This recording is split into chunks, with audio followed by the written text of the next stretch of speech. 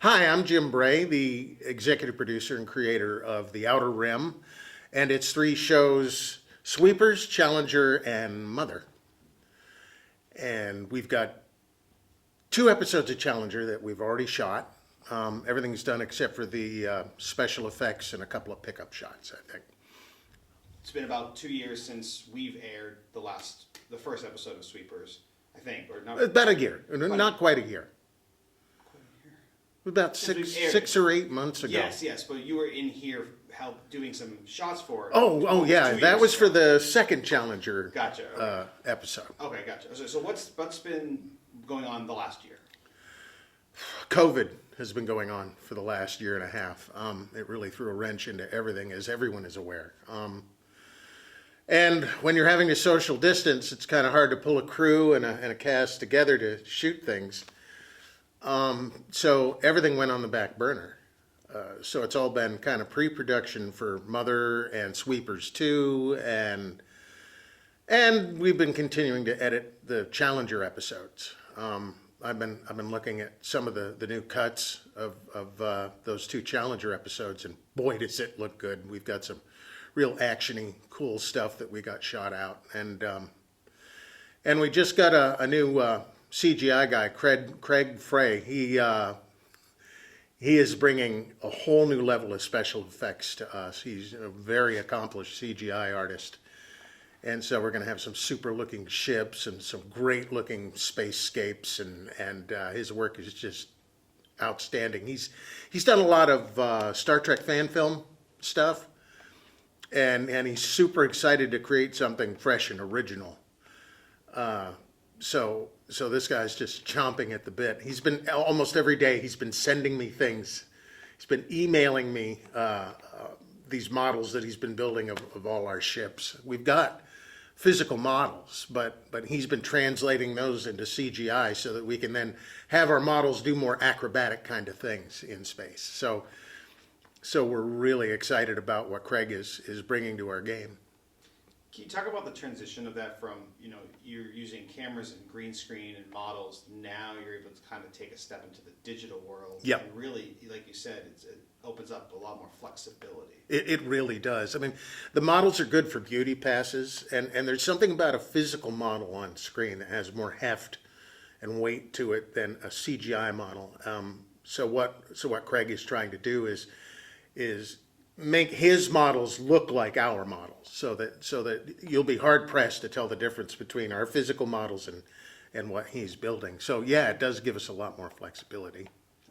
All right, so we know that you've been working on this for quite some time. There's been COVID that's kind of come into the mix here as well. What's been some of the complications besides COVID that you've run into? Money is the big one. Money is always the big one, and with the rising price of lumber and building materials, it's become a lot more expensive to build sets and set pieces, props, everything. The price has gone up a bit. The Sweepers was produced pretty much exclusively by Brian Koval, who wrote Sweepers. So he laid out the $3,000 that it costs to build the sets, feed everybody, make the props, that kind of thing. And we spent every penny on production. Then when we did Challenger, some of that came out of Brian's pocket, and the rest of it came out of my pocket. So it's all been kind of internal.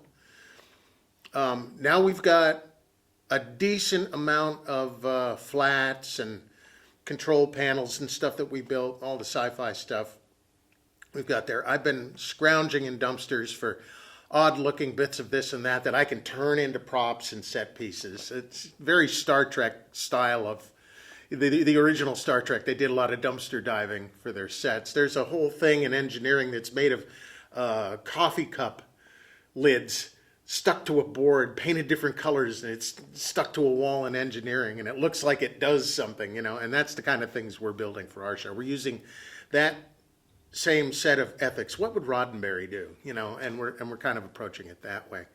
But we want to shoot out Sweepers 2, and we've got a really exciting script for that, where they discover a derelict medical frigate, and horrible things have happened on that ship, and it all leads to a new clue in the ongoing adventure that they're experiencing. And then we've got a new show called Mother, and it's about a family-owned shipping vessel.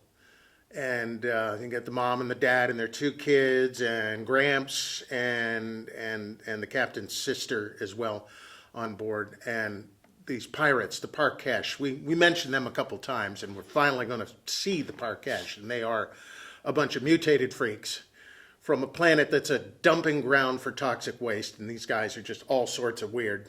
And so these pirates attack the shipping vessel, the Ursa Maru, and the mother is mortally wounded. Well, she's also a scientist who's been working on AI experiments in her lab aboard the ship.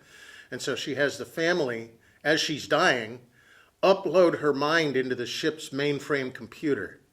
So mom becomes the ship.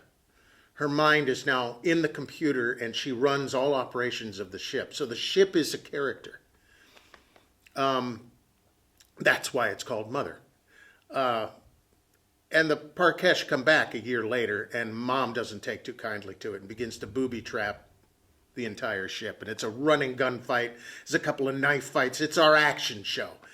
And there's some major revelations toward the end of that episode about the whole Outer Rim universe and how all of these shows interlock and connect because they all exist in the same universe, and there's a lot of crossover that happens.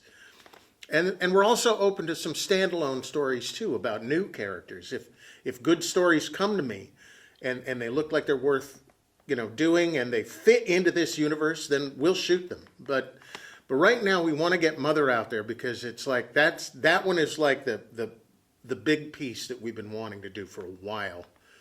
It's a major story. It's a lot of fun. We've got amazing characters in Mother, and we want to flesh them out and make them happen. The script is written, but we don't have all the sets. And what we wanted to do is do a fundraiser, do a GoFundMe, and try and we'd love to get anywhere from 7,000 to 10,000. So that would give us the money we need to build all the additional sets. I mean, we need to build a large cargo hold set. For Sweepers 2, we've got some sets that are inside the medical frigate. There's a big laboratory scene in that where we find the main lab and find out that weird things are going on board this ship that's called the Whitechapel. So we need money to build these things. And because no one's been working, we're out of funds at this point. I went and looked at our PayPal account that we have, where all our money goes, and we have about $100 in there. It's about all we've got, and you can't do much with $100. What I do is I take this money, I build sets, I make props, and then the way everyone gets paid, because this is more or less a labor of love, I feed everybody. I make sure that our craft services are good. I make sure that everyone gets a good lunch and a dinner. I do a lot of cooking. So everyone comes to fill their belly, and we have a good time. And when we're done shooting at the end of the day, we relax and talk about how it went, and everyone eats well and drinks well, and I take care of everybody so that everyone has an enjoyable time. These shoots are meant to be a lot of fun, but because the production runs on its sets and its stomach, I need to get some funds together in order to do that. So if everyone wants to see more of this, then we'd love for them to throw, we've got 3,500 followers on our Facebook page. And if each of them threw $5 at us, we'd have our budget. $10 even better. Now, who can't part with $5 or $10? I mean, I've thrown thousands into this already, and we've had a great time, and I don't regret a bit of it. But I think if everyone could jump on this fundraiser we're going to do, then we could get these episodes wrapped up and done and get everything out there, and then everyone can see what we're about and see the level of storytelling that we have. If someone wants to get involved or donate, like you said, what's the best way to contact you? And maybe they want to volunteer as well. Well, we have a Facebook page, Explore the Outer Rim. We've got a web page, which is also Explore the Outer Rim. I could be reached right through my Facebook page. And you can reach me through our fan page. Anything else you want to talk about when it's opposed to the whole series, the web series itself, or the new episodes? All we've ever wanted to do is tell really good stories. This whole thing started as a Star Trek fan film. I don't know if people are aware of that. And we began as something called Star Trek Anthology. And all of these stories were going to get told, but through the conduit of Star Trek. But when certain things happened with Star Trek fan films that kind of disallowed us to do what we'd planned on doing, you're no longer allowed to do episodic kind of things. They have to be 15 minutes only, and that's it. And you can only do a couple of them, and then you're supposed to be done. Some people aren't doing that. They're kind of breaking the rules. But I didn't want to do anything to tick off CBS. So he said, you know what? Let's pull all the Star Trek out of what we're doing and see if we still have stories. We did, and we do, and we're good. And so he said, let's just build a whole new universe around these stories. So now we've got something that's entirely ours. No one can tell us what we can and can't do with it. And we own it. And it's our playground, and we can create whatever we want without the restrictions that Star Trek presses upon you. So this is not Star Trek at all. This is the Outer Rim. And that's where we're at. And hopefully we can tell the kind of science fiction stories that can speak to people on a level that they will find engaging and something that'll draw people in and have them and cause people to think a little bit about today's issues.